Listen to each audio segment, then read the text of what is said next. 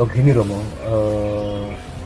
kalau kita melihat berita nih, apakah dari medsos atau di media televisi, itu yang paling banyak kena musibah itu kan seperti gunung meletus, banjir, bisa longsor itu kan Pulau Jawa. Terus sedangkan yang baru-baru ini kasus paling banyak juga Pulau Jawa. Nah itu apakah ini ada hubungannya dengan yang dinamakan tumbal tanah Jawa itu bagaimana? Nah, tumbal kalau itu dinamakan tanah Jawa sudah ditumbali, Mas.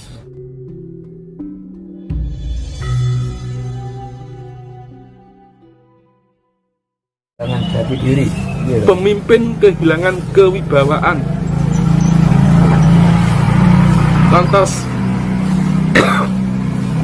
manusia kehilangan kepercayaan. Hilang kewibawaan artinya berapa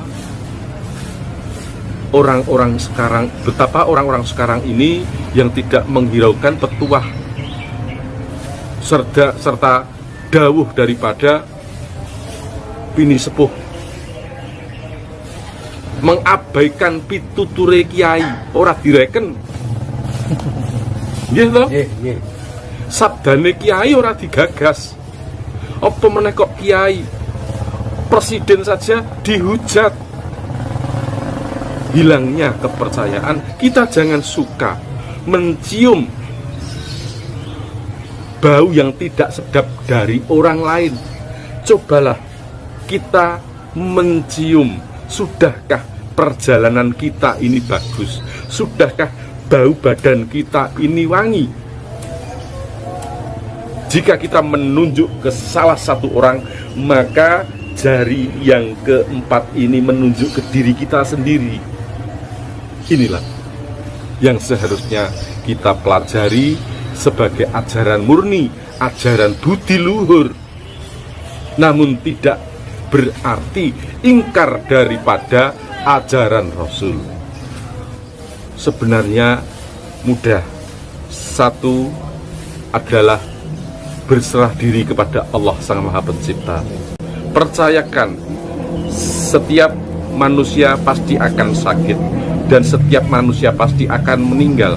Tapi meninggallah yang husnul khotimah. Meninggallah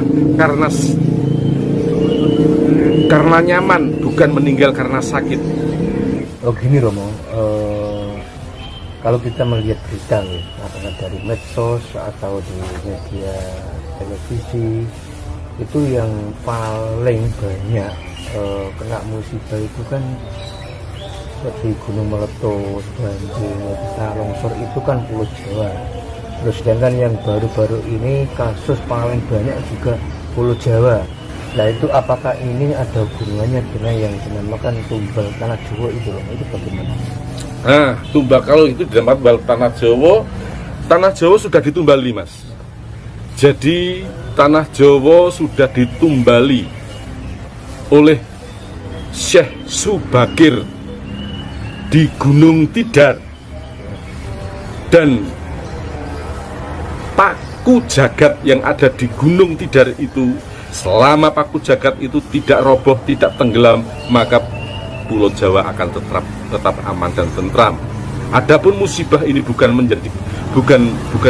tumbal, melainkan suatu peringatan agar kita ini sadar. Sekali lagi saya sampaikan, agar kita ini tetap sadar.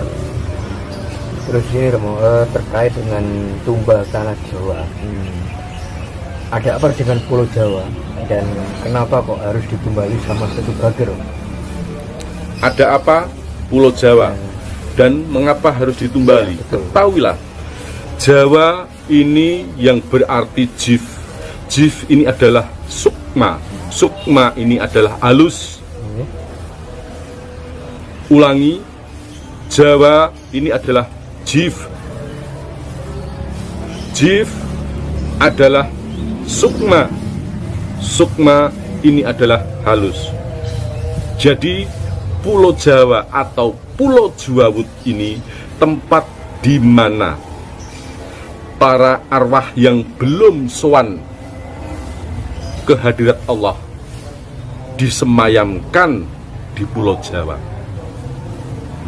Nah, pada saat tanah Gujarat mengembangkan wilayahnya, maka dikirimkanlah beberapa orang untuk melebarkan wilayah, dan salah satu adalah Pulau Jawa. Maka apa yang terjadi apa? Setiap orang yang terkirim ke Pulau Jawa mati. Setiap orang yang terkirim ke Pulau Jawa hilang. Sehingga akhirnya Syekh Subakir diminta untuk menumbali tanah Jawa. Sehingga terjadilah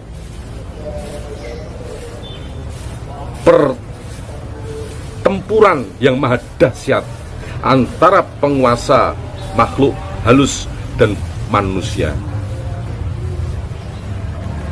Pulau Jawa yang tadinya mengumpul menjadi satu, terbelah menjadi beberapa bagian, sehingga muncullah gunung-gunung Mahameru, Bromo, Kendeng, Kumitir, Merapi, Merbabu,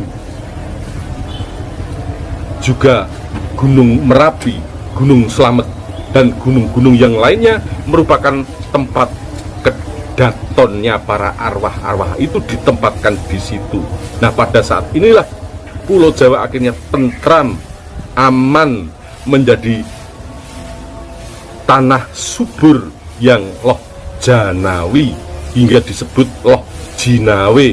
Nah, di sini banyak para penduduk-penduduk mulai bermigrasi, berdatangan menjadi kita-kita semua ini. Jawa Katulistiwa, Jawa Laksana Surga, di mana apapun yang dilempar akan tumbuh menjadi bahan makanan. Ini Romo, terkait dengan perjanjian Sabtu Palon itu kan ada yang mengatakan itu ada hubungan juga dengan Eyang Semar, benar ya Romo? Iya, iya, betul, betul. Saya tanyakan Romo, apakah Eyang Semar itu merupakan sosok daging seperti kita ini, apakah hanya merupakan gambaran? Menurut pandangan Romo itu bagaimana? Jadi kalau sebagian orang, kami tidak menyalahkan bahwasanya Semar itu ada yang beranggapan Semar itu ada. Bahkan nyatanya di Gunung Lawu juga ada Paseban Klampis Ireng yang dipercaya sebagai Sanggar Ismoyo. Bahkan di mana orang-orang yang kesana juga pernah mengaku ditemui oleh sosok Semar. Lantas bagaimana bentuk Semar itu? Lantas bagaimanakah wujud daripada Semar itu? Apakah benar seperti yang ada di dalam pewayangan? Yang kuncungnya ke atas, matanya agak sudut ke bawah, seperti orang tidur, dan hidungnya pesek, bibirnya seperti menangis. Apakah itu? Wallahu a'lam bishawab. Namun mengenai pendapat dan pengetahuan saya yang saya dapat dari guru saya almarhum, Semar itu hanyalah kiasan, bahwasanya manusia ini jangan samar. Manusia ini jangan samar, artinya jangan samar. Hidup ini ada yang menghidupi. Sejati ini ora ono opo-opo, nanging ono opo-opo lan bisa opo-opo. Ora ono opo-opo, nanging bisa opo-opo, ning ya uga ono opo-opo. Ini artinya Semar. Jadi manusia janganlah samar. Adapun kuncung yang ke atas merupakan sasmito atau perlambang. Di atas ini adalah pasundulan, susuhunan, kaluhuran, atau Allah itu tempatkanlah yang paling atas. Jangan kamu menyembah selain Dia, Karena tidak ada makhluk atau benda apapun di muka bumi ini selain yang luhur. Siapa yang luhur itu? Tidak lain adalah Allah. Maka kuncungnya Semar ke atas. Lantas pandangan yang sayu seolah tidur, laksana mati. Wahai manusia, ingatlah kamu bahwasanya pada saatnya akan mati. Jadi jika kamu diberi panca indera, salah satunya adalah mata, pergunakan mata ini untuk melihat sesuatu yang bermanfaat.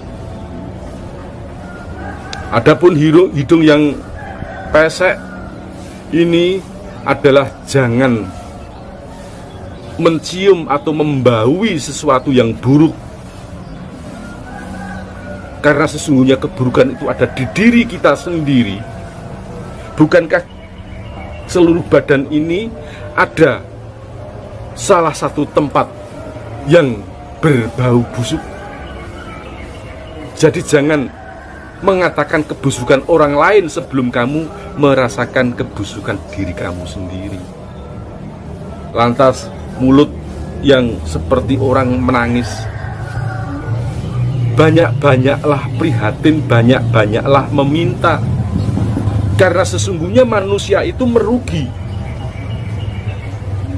kecuali mereka yang beriman dan bertakwa kepada Allah. Jadi tetaplah memohon, meminta agar semua yang diinginkan terkabulkan, karena kabul hajat dari rezekimu tidak lain adalah karena kehendak